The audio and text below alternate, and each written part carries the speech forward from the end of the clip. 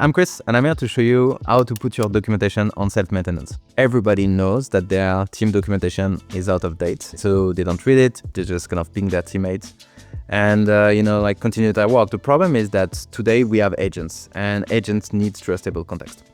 So, for instance, here I am in my Slite. So Slite is a knowledge base. It's made to, it's purpose-built for knowledge management and to keep knowledge verified. So here you have like a whole workflow around verification, and you have all the features you can expect from such a tool. But one thing that stands out is that we let you connect to all the rest of your team data. So if you want to bring like the information from your code base, from your linear, from your GitHub, you can. And that means that we can actually check your document against this source of data. So here, for instance, we are on a document that is actually flagged as outdated, and I can run this little prompt, fact check this document against the rest of our team data, then you will prepare the changes for me and I will apply them. So this is the way we design the Slite Agent. It can run in the background, it can be triggered from anywhere, but the changes will be applied by humans. We obviously just did something very manual. You can use the agent to, fact check actually 100 docs at the same time. You can use it to reorganize your information, to really do everything that a human could do on your knowledge base or documentation. You can also use it to put documentation on self-maintenance. So here, for instance, I'm the doc owner.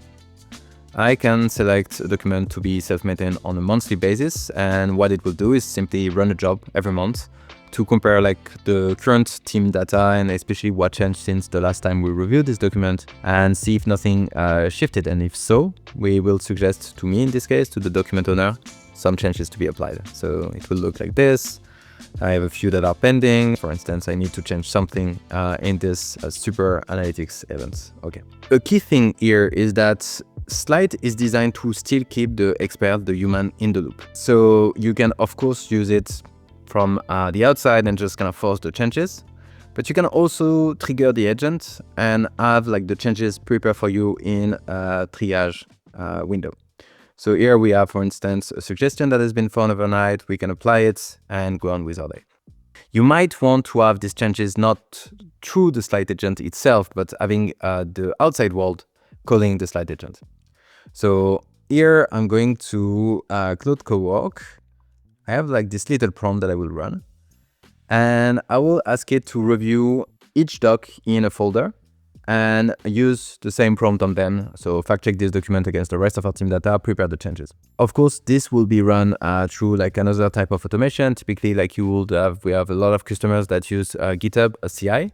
When a pull request gets merged, it triggers a job that says like, compare like documentation of Slite against whatever we merged and detect if something should change. And if so, send a job to the Slite Agent. The beauty of it is that you can have it run on its own, but still be confident that the changes will land into an approval workflow. So here, for instance, it starts to run with its day. It will take, whatever time Claude wants. Here, I confirm that I want to approve all the changes.